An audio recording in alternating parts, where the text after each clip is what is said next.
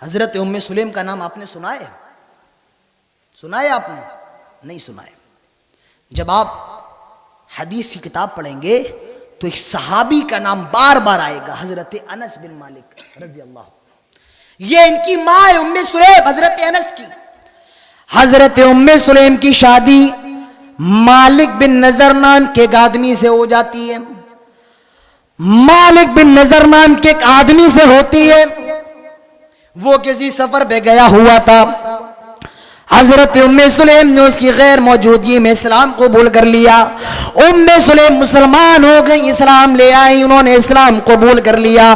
جب مالک بن نضر سفر سے واپس آیا اور اسے معلوم چل گیا کہ میری بیوی نے اسلام قبول کر لیا ہے، وہ مسلمان ہو گئی ہے، مالک بن نضر ام سلیم سے کہتا ہے آئے ام سلیم تو بددین ہو گئی ہے، تو صحابی ہو گئی ہے، تو نے باپ دادا کے مذہب کو چھوڑ دیا ہے، تو نے محمد کے دین کو قبول کر لیا ہے صلی اللہ علیہ وسلم۔ اس وقت ام سلیم فرماتی ہیں آئے مالک بن نضر میں بددین کہاں سے ہو گئی؟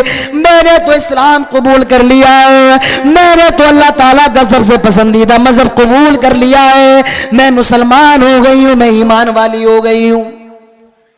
دونوں کا ایک بچہ تھا، نام ہے اس کا انس، یہی حضرت انس بن مالک۔ یہ تھوڑے بڑے ہو گئے، حضرت ام سلیم نے ان کو کلمہ یاد کروا دیا۔ بیٹا کلمہ یہ اشہد ان لا الہ الا اللہ و اشہد ان محمدا عبدہ ورسولہ۔ یہ چھوٹا سا بچہ کلمہ سیکھ جاتا ہے، یہ اپنے باپ کے پاس آتا ہے، مالک بن نضر کے پاس آتا ہے اور کہتا ہے آئے ابو میں نے کلمہ یاد کر لیا ہے، مجھے توحید کی گواہی دینا آ گیا ہے، میں نے کلمہ یاد کر لیا ہے، اور اپنے باپ کو کلمہ بھی سناتا ہے اشہد ان لا الہ الا اللہ و اشہد ان محمدا عبدہ ورسولہ۔ مالک بن نضر کہتا ہے آئے ام سلیم تو بددین ہو گئی، مگر تو نے میرے بیٹے کو بھی بددین کر دیا، تو خراب ہو گئی، تو نے میرے بیٹے کو بھی خراب کر دیا ہے۔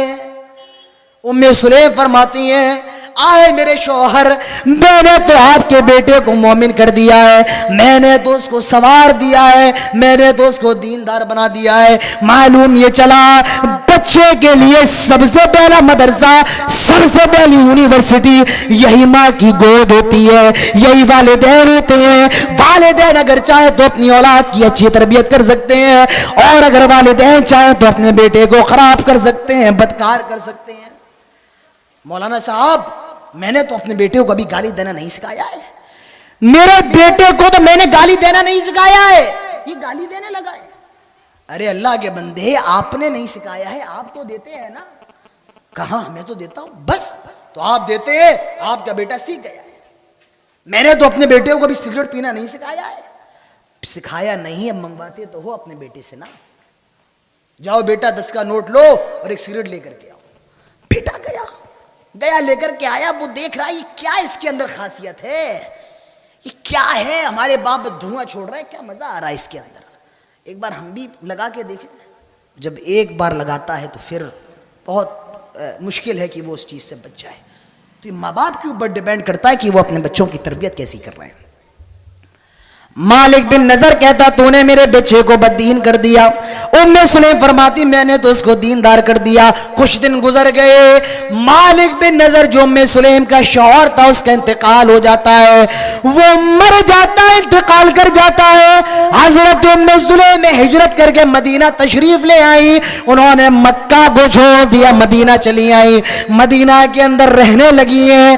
اور میں آپ کو بتاؤں مدینہ کے کروڑ پتی آدمی ابو طلحہ انصاری کا پیغام نکاح تھا، آئے ام سلیم میں آپ سے نکاح کرنا چاہتا ہوں، آئے ام سلیم میں آپ سے شادی کرنا چاہتا ہوں، آئے ام سلیم میں آپ سے نکاح کرنا چاہتا ہوں۔ آہا غور کیجئے، بیوہ عورت ہے، ساتھ میں ایک بچہ بھی ہے، کون بیواؤں سے شادی کرتا ہے؟ کون بیواؤں سے شادی کرتا ہے؟ ہمارے ایک دوست ہیں، وہ ہمیں واٹس ایپ پہ دکھا رہے تھے کہ بیواؤں کا درد کیسا ہے۔ بیوائیں کہہ رہی ہیں کہ چلیے کسی آدمی کی بیوی مر گئی، اب وہ دوسری شادی کرنے کے لیے بھی چاہتا ہے تو کوئی کنواری لڑکی ملے، ہم بیچاریوں کا کیا ہوگا جن کے شوہر مر گئے؟ تو تو میرے پیارے ساتھیو، اللہ کے نبی کی زندگی کو دیکھیے، آپ کی 11 بیویاں اور صرف ایک کنواری بیوی تھی، آپ کی 10 بیویاں بیوہ تھی. معلوم یہ چلا اگر بیوہ مستحق ہے تو اس سے بھی شادی کی جائے، کہ اس کی ضرورت کہاں سے پوری ہوگی، یہ آپ کے ذمہ ہے. حضرت ام سلیم بیوہ ہے، مدینہ کے کروڑ پتی آدمی کا پیغام آتا ہے، آفر آتا ہے، آئے ام سلیم میں آپ سے نکاح کرنا چاہتا ہوں. اور یہ آدمی کون ہے؟ ابو طلحہ انصاری ہے، مگر ہاں ابھی یہ مسلمان نہیں ہے، ابھی یہ مومن نہیں ہے، یہ ابھی کافر ہے، مسلمان نہیں ہے. اب اندازہ لگائیے حضرت ام سلیم کا جواب کیا ہونا چاہیے تھا. حضرت ام سلیم کو چاہیے تو یہ تھا فوراً نکاح کو قبول کر لیں کہ ٹھیک ہے میں آپ سے نکاح کر لیتی ہوں. بھائی ساتھ میں ایک بچہ بھی ہے، یہاں بیوہ ہے، رہنے کو مکان نہیں، کھانے کو کھانا نہیں. حضرت ام سلیم کو چاہیے تو یہ تھا کہ فوراً قبول کر لے کہ ٹھیک ہے میں آپ سے شادی کرنا چاہتا، ٹھیک ہے کر لوں گی. مگر جانتے ہو جواب کیا دیا حضرت ام سلیم نے؟ ایک مومنہ عورت ہونی چاہیے تو ام سلیم کی طرح ہونا چاہیے. اور میں ایک نکتہ میں آپ کو بتاؤں، یہ مدینے کا کروڑ پتی آدمی ہے، بہت پیسے والا آدمی ہے، اور پیغام نکاح کس کو بھیج رہا ہے؟ ایک بیوہ عورت کو. معلوم یہ چلا ضرور کوئی کوالٹی تو ہوگی صحابیہ کے اندر، ضرور کوئی خاصیت تو ہوگی نا صحابیہ کے اندر. اب دیکھو ام سلیم کا جواب. آیا ابو طلحہ یہ آپ نے سوچ بھی کیسے لیا؟ آیا ابو طلحہ یہ بات آپ کے دماغ میں بھی کیسے آ گئی میں آپ سے شادی کر لوں گی؟ آیا ابو طلحہ یہ آپ نے سوچ بھی کیسے لیا میں آپ سے نکاح کر لوں گی؟ نہیں ہرگز نہیں، میرا اور آپ کا نکاح نہیں ہو سکتا ہے. کیوں نہیں ہو سکتا ہے؟ میں صرف ایک اللہ کو ماننے والی ہوں اور تم کئی خداؤں کے سامنے جھکنے والے ہو. میری پیشانی صرف ایک اللہ کے سامنے جھکتی ہے اور تم کئی معبودوں کے سامنے جھکتے ہو، لہٰذا میرا تمہارا نکاح نہیں ہو سکتا ہے. اور پھر اس کو توحید کا سبق بھی دے رہی ہے. آؤ ابو طلحہ ذرا غور کرو، تم کن بتوں کی پوجا کر رہے ہو، تم کن معبودوں کی پوجا کر رہے ہو جن کو فلاں قبیلے کا غلام بناتا ہے. اور یہ بت اتنے زیادہ کمزور ہے، اگر ان میں آگ لگا دو تو یہ جل کر کے راکھ ہو جائے، یہ جل کر کے بھسم ہو جائیں گے. حضرت ابو طلحہ نے ضد کی. حضرت ام سلیم نے کہ شرط رکھ دی. اور وہ شرط کیا ہے؟ آیا ابو طلحہ ٹھیک ہے میں آپ سے نکاح کر لوں گی، لیکن میری ایک شرط ہے، اور وہ شرط یہ ہے ہاں اگر آپ اسلام لے آئے، ہاں اگر آپ مسلمان ہو جائے، اگر آپ محمد رسول اللہ صلی اللہ علیہ وسلم کا کلمہ پڑھ لیں، میں آپ سے نکاح کر لوں گی اور میں آپ سے مہر بھی نہیں لوں گی، کیونکہ آپ کا ایمان لانا ہی میرے لیے مہر بن جائے گا.